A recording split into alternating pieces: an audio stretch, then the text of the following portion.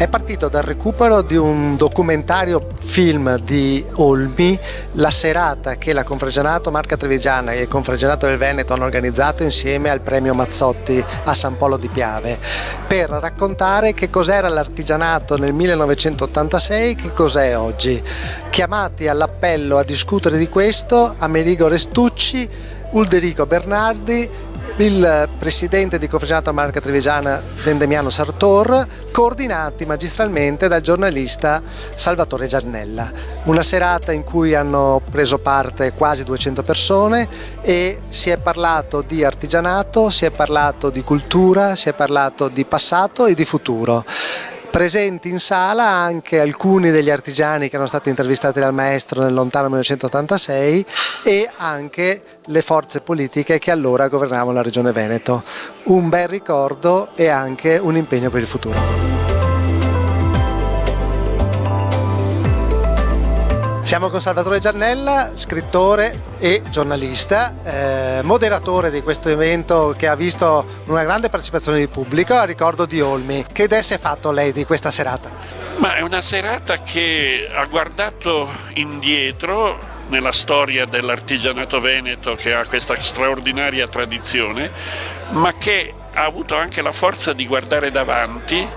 E secondo me, se da questa serata, come dice Plutarco, no? Questo noi abbiamo di immortale, il ricordo che lasciamo, il ricordo che rinnoviamo e che reiteriamo con nuove idee.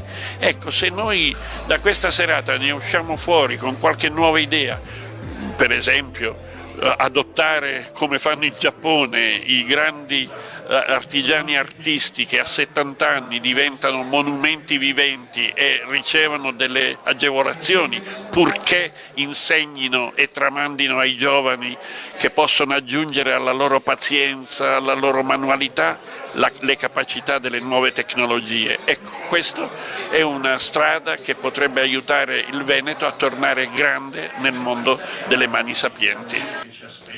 Siamo col professor Amerigo Restucci, uno dei relatori di questo convegno in memoria di Olmi. È stato recuperato questo video sugli artigiani veneti. Si parla di territorio antropologico, quindi l'artigianato innestato però in un territorio ambientale, il Veneto di allora. Quanto una fotografia del genere si può pensare di rifarla o rivederla nell'attualità? Beh, intanto un recupero prezioso di una testimonianza di Olmi, il quale, ricordo qui, non solo nei suoi film, ma è sempre stato legato alla manualità, alla qualità dell'artigianato, ha sempre colto questi valori storici, e in questo momento la serata ci offre una testimonianza preziosa, l'attualizzazione di uno straordinario, io lo ritengo tale, proprio punto di racconto di quelle che sono le cifre culturali. Dico culturali perché secondo me l'artigianato fa cultura, del resto nella storia Olmi lo sottolinea, arte e manualità, e aver preso insieme queste cose ci mette nella condizione di guardare qual è l'attualità di questo settore in questo momento, e credo che la testimonianza di Olmi possa aiutare proprio a ridare emozioni, a ridare credibilità a quelli che lavorano in questo settore. Nel filmato si potranno riconoscere, ritrovare proprio una loro identità, un protagonismo al presente e andare avanti in sostanza. Rispetto alla modernità, internet, le riprese che fanno i giovani, qui c'è molta lentezza, però c'è anche una costruzione a tavolino delle immagini. Cosa le ritiene più importante oggi? Beh, oggi c'è la velocità della presa di possesso di un messaggio con strumenti nuovi e altro. Però come richiama la nostra Costituzione, ricordo Concetto Marchesi che nell'articolare le pagine più interessanti, l'articolo 9 che parla di cultura, ha detto si ricrea una democrazia in Italia, ma prendiamo per mano la storia, perché la storia è il veicolo utile per il futuro. E ricordo che qui Olmi, riprendendo proprio gli appunti di studio di Federico Fellini, che diceva proprio che per poter fare le riprese bisogna avere una scaletta e che la lentezza aiuta. In questo senso la lentezza non è la tartaruga di Achille, ma è proprio la lentezza di un approfondimento. E io dico un messaggio ai giovani, che se si sa prendere anche i modi in cui lavoravano gli altri si può colloquiare. Vendemiano Sartò, presidente del Confregionato Marca Trevigiana, Confregionato promotrice di questo evento, insieme al Confregionato del Veneto. Ricordo di Olmi, una coincidenza straordinaria. 30 anni fa Olmi faceva questo video che abbiamo recuperato e 30 anni fa c'era la prima legge sull'artigianato, adesso una nuova legge sull'artigianato e si discute ancora di storytelling, di territorio, quindi è passato poco tempo. No, beh, il tempo è passato e voglio dire anche un'altra coincidenza, più o meno con l'epoca in cui è partito anche il premio Mazzotti, perché anche quello è partito negli anni 80, nell'83 per la precisione, essendo io cittadino di questo paese, credo che devo sottolineare anche questo. È evidente che noi riteniamo che le parole che Olmi ha detto dell'artigianato, degli artigiani, cioè sono persone senza le quali una città né può essere concepita, né può essere costruita, né può essere frequentata, e quindi credo che questo sia lo slogan per dire che è vero che gli artigiani da 30 anni sono cambiati.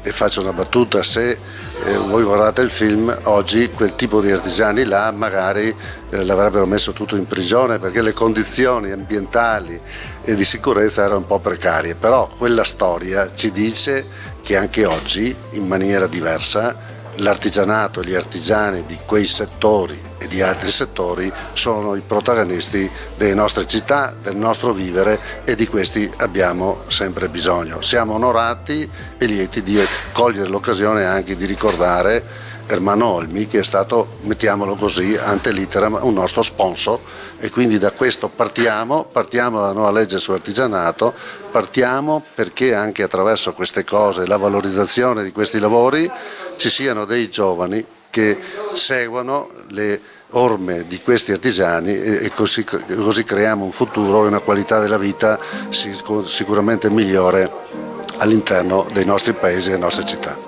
Con affetto ricordiamo Ermanno Olmi, che si è occupato di artigianato dando la vera essenza dell'artigianato, quello di una persona che lavora con passione, che con passione ricerca la perfezione, spesso la trova, e quando non la trova in qualche maniera si danna l'anima per cogliere questo obiettivo, che è quello di fare le cose fatte bene e fatte con il cuore. Credo che nel filmato anche che Olmi ha fatto come documentario sull'attività artigiana questa essenza ci sia tutta, e avremo modo di ripercorrere, di vedere ancora quanto è attuale in questi giorni quello che lui aveva previsto alcuni decenni fa. Siamo con Giampaolo Babetto, un orafo di Arquà Petrarca, uno degli artigiani che da giovane fu intervistato da Olmi quando fece Artigiani Veneti, e ancora oggi in attività, e soprattutto con una carriera adesso folgorante alle spalle, quindi ci aveva visto giusto il maestro Olmi. Ma speriamo, comunque sì, io sono molto contento di essere qui, perché è stata una persona che, anche se l'ho conosciuto per poche ore, però ho capito che era dotato di una grande umanità, e quindi ho un bellissimo ricordo e ho partecipato volentieri a questo incontro. Lei era molto giovane quando ha incontrato il maestro Olmi e vi siete trovati in laboratorio? Sì, allora mi hanno contattato prima delle persone perché hanno detto se volevo essere filmato, che c'era questo progetto.